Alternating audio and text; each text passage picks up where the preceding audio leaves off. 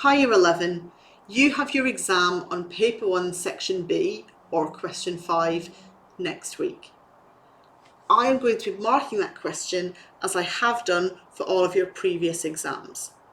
A few of you have asked me what sort of things I look out for when I'm marking this question, so you could perhaps get some tips on what to do. I am going to talk you through my marking of this question. As you know, I work for the exam board and this is one of the questions that I mark for them. So the things I will be talking about are the things I look for as an examiner, not just as one of your teachers.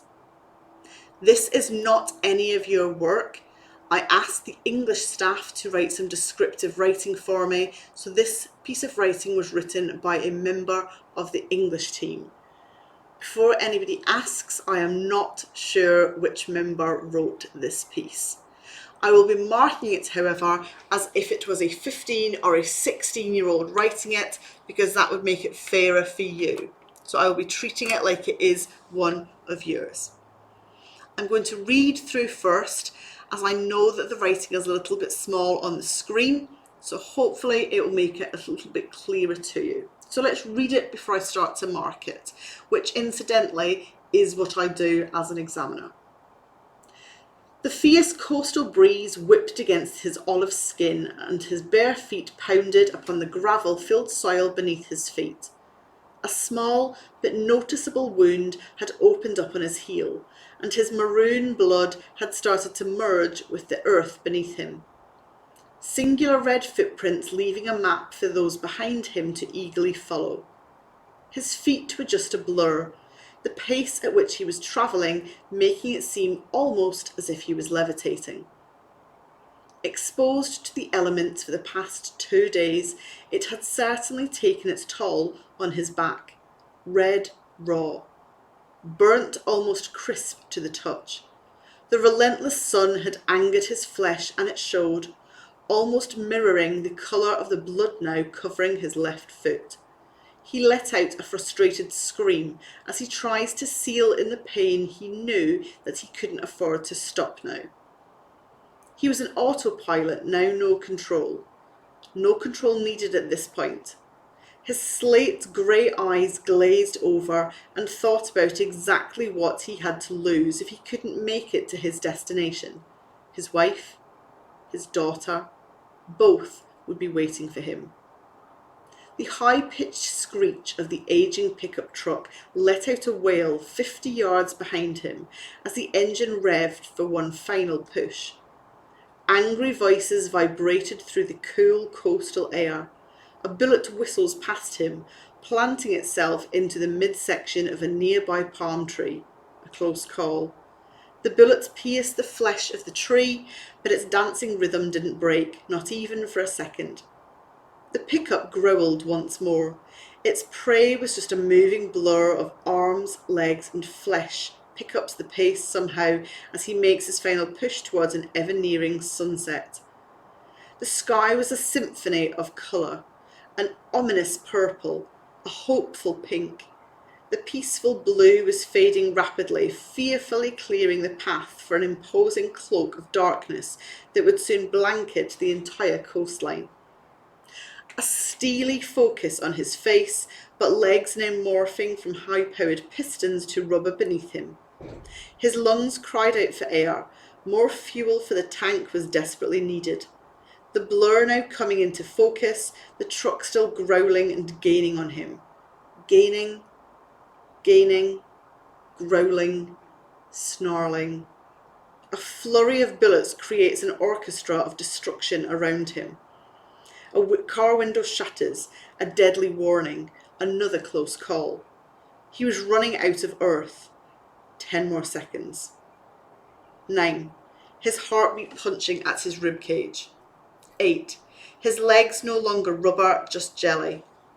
7. He closes his eyes, autopilot. 6. A flashback of his parents when he was young, the backyard colourful and bright, his 10th birthday, better times. 5. His wife and daughter beautifully smiling softly, a fond portrait, protected and safe from those behind him in his mind, a perfect day. 4. The harrowing thought of their life without him, not worth thinking about. 3. A bullet gleefully finds its target. 2. A stagger, a stumble, but still travelling at pace, a desperate gasp for oxygen. 1. A leap of faith into nothingness. The earth disappeared from beneath him. Majestically, he leaps from the cliff edge and glides towards the open sea below. Arms outstretched, his legs straight. 0. One final flurry of bullets. The sound of screeching brakes. The fierce coastal wind whipped against his olive skin. I would like you to pause this recording now and perhaps rewind it, go back through everything that is in this piece of writing and see what you maybe would give it, or what have you picked out that you think was good.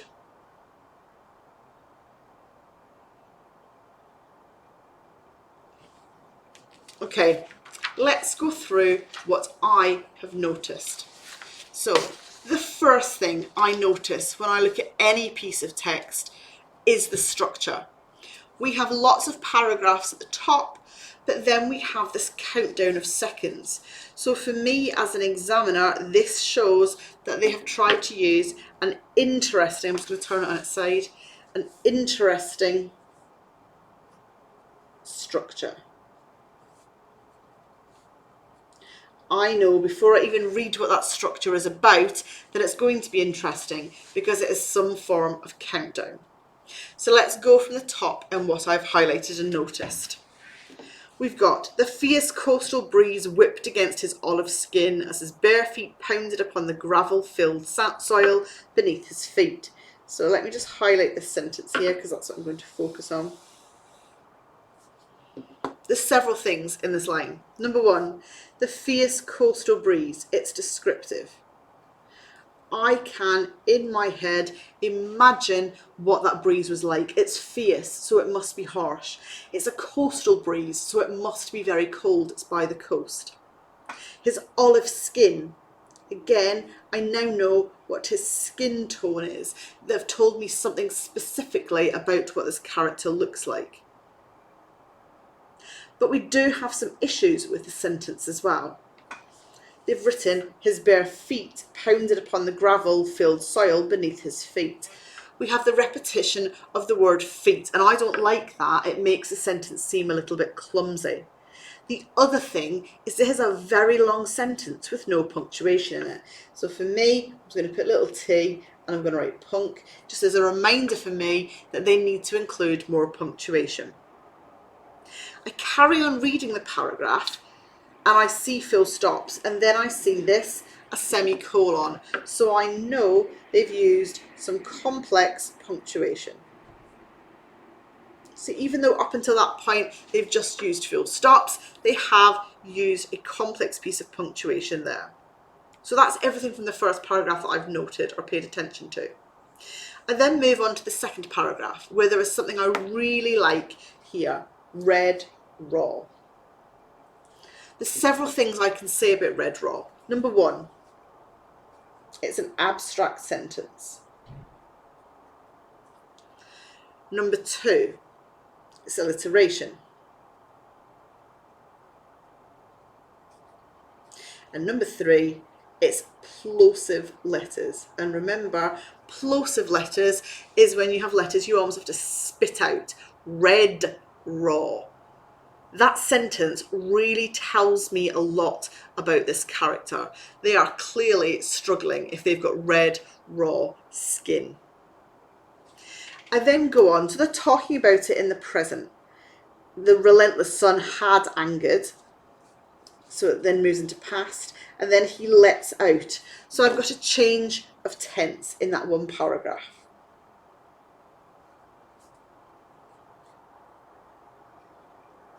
So we do have some past, but we also have some present in that paragraph. So there's lots in that paragraph, lots of description. I can clearly imagine it in my head. But let's move on to the third paragraph. I'm just going to highlight a sentence that I'm going to talk about.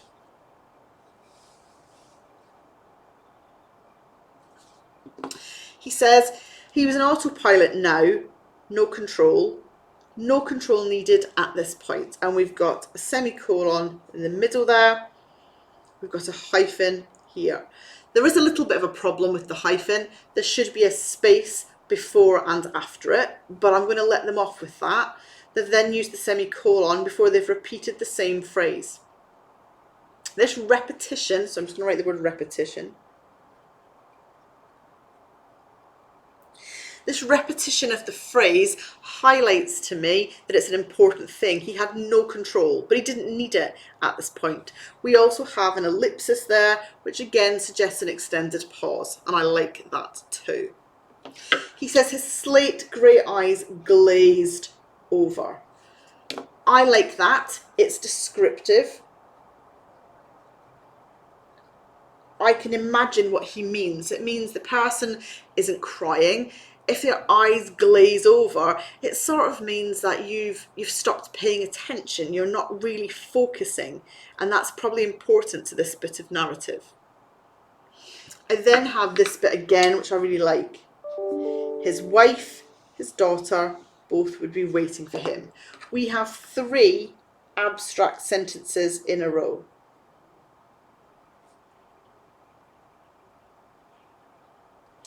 I could say it's a tricolon climax because it's getting more powerful. His wife, powerful. His daughter, possibly more powerful. And the fact they're waiting for him, it tells us the fact that he is now desperate to get home to them. So I'm also going to write down they've used a tricolon climax.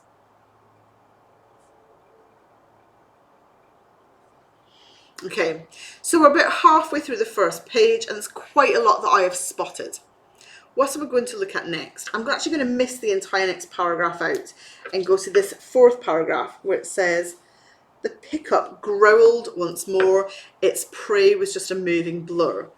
You will all hopefully recognise this technique. I'm going to actually turn this on its side so I can write it because it's a long word, as zoomorphism. He is making the pickup truck sound like an animal by saying it's growling and then talking about its prey as if it is about to eat something. And I like that. It's again creating that image in my head. He talks about it being a blur, and then he talks about the symphony of colour. And then we have the colours, the peaceful blue, the hopeful pink, and the ominous purple. Again, this is something we have talked to you about in class. They are describing the colour. They're not just saying the pink, purple and blue. They've told me what each colour represents. The purple is ominous. It suggests something is going to be very bad happening to them. But the pink is hopeful, so maybe it's not as bad as they think. And then overall we have the peaceful blue. The blue suggesting that everything is fine and it's peaceful. Or, because he then says the peaceful blue is fading, is that the purple and the pink are starting to take over more. I then look at the next paragraph, and again, you're probably seeing some things I really like here. We've got gaining, growling, snarling. It's repetition of a word.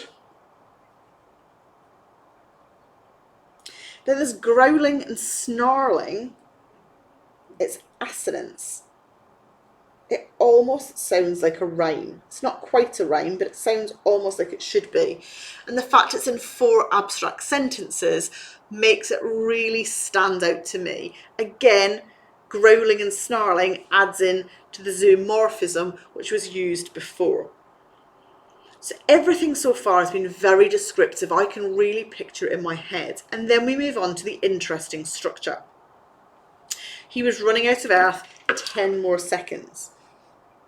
This is a really good idea, doing a countdown. And a countdown can sometimes give you that bit of structure where you tell me what's happening every second, which is what this person has done. So I am looking for the 10 things that happened in those 10 seconds. So by writing 9, his heartbeat punching at his ribcage, that is 1 second. 8, his legs no longer rubber, just jelly. And that's quite an interesting bit of description as well, because we have the comparison between rubber and jelly, one being far more solid, jelly being far more liquid. I start a new paragraph for each number because I am sort of counting down the seconds. And as an examiner, I like this structure. Doing a countdown is a really good structural feature to use. So let's move on to the second page, where we've got the last of the countdown. We've got 1 and 0. And I'm going to highlight this final sentence. The fierce coastal wind whipped against his skin. I'll just remind you, I'll put it at the front there. We've had that sentence before. The fierce coastal breeze whipped against his olive skin. And then we've got the fierce coastal wind whipped against his olive skin. We have a circular narrative. The piece of writing has started exactly as it ended. Examiners, including myself, love a circular narrative. You can try using these by having repeated phrases with your anaphora at the start of paragraphs or sentences, or your epistrophe at the end of sentences or paragraphs. But a circular narrative just always makes a piece of writing just sound that little bit more complete. So that's everything I've highlighted in the text, everything I like, everything I was looking for. But I now need to think about the mark scheme and how I'm going to apply it. As you know, you get 2 marks for this question: content and organisation, and a technical accuracy. So content and organisation and a technical accuracy. And I have to give it a mark for both. I'm just going to write a quick comment about a good thing I liked about this text. So I think this is an excellent description. Because it is, I can picture all of this in my head.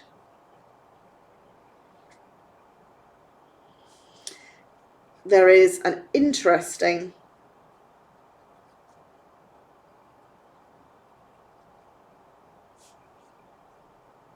structure to it.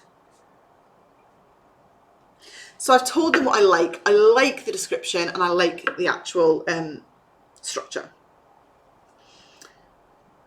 And I've not even written that. I've written there is an in structure. So let me just change that. Apologies. An interesting structure to it. I've got to give them a target, something I think they maybe need to do to improve it. And what I'm going to say to them is, be careful with long sentences, because if they don't put any punctuation, they will lose that. And the other thing I'm going to say is, make sure you stay on task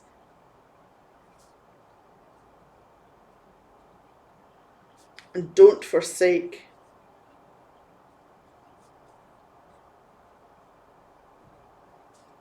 action for too much description.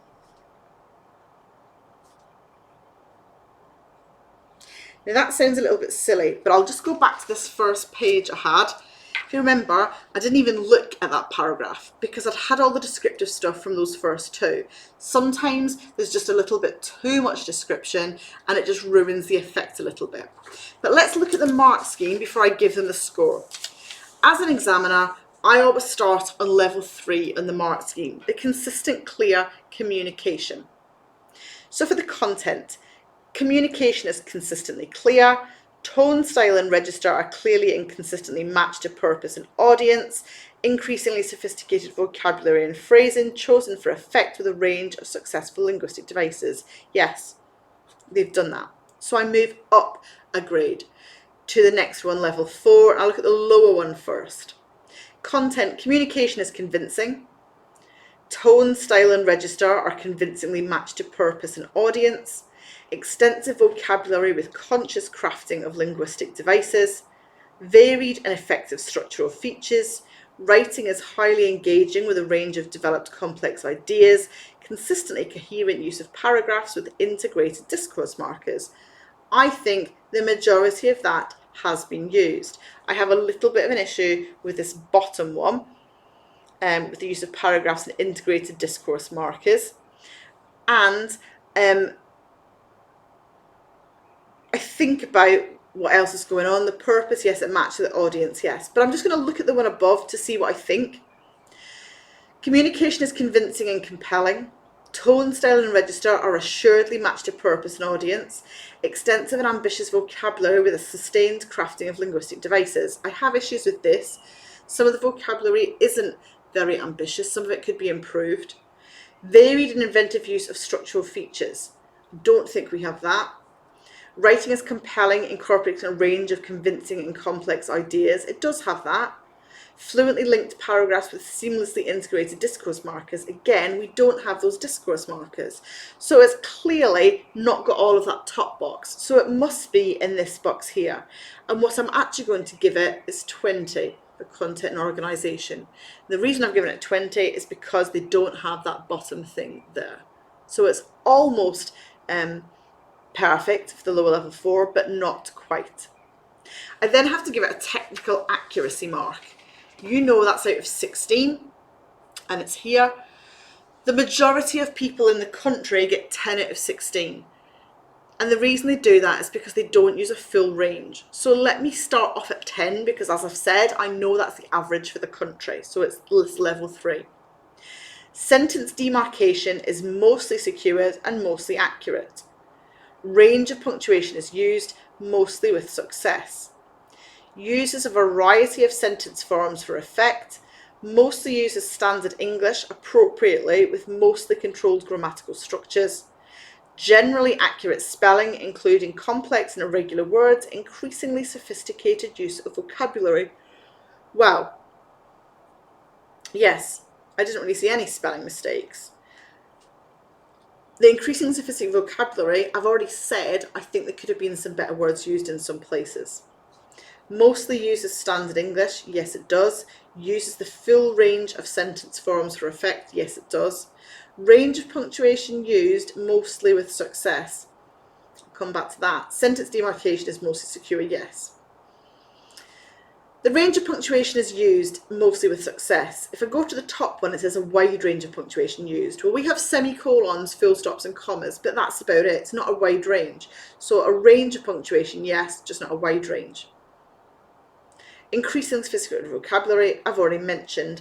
I think there could be more words in there, but I'm happy with it. So I'm going to give them 12 out of 16 for technical accuracy, which gives them in total 32 marks, which equals 80%.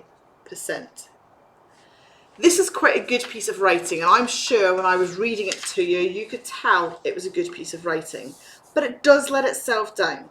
We do have a few sentences which need some punctuation added to it, which is why I've written that as a target. We do have sometimes so much description it becomes almost boring, and I need you to be careful of that as well. But this is a good piece of writing, which would have got 32 out of 40, which is 80%. As I said, my top tip is try and think of an interesting structure you could use, such as the countdown of seconds. I like that, and as I said, it is me marking it. I hope this has been some help for you today. Good luck in your exam next week.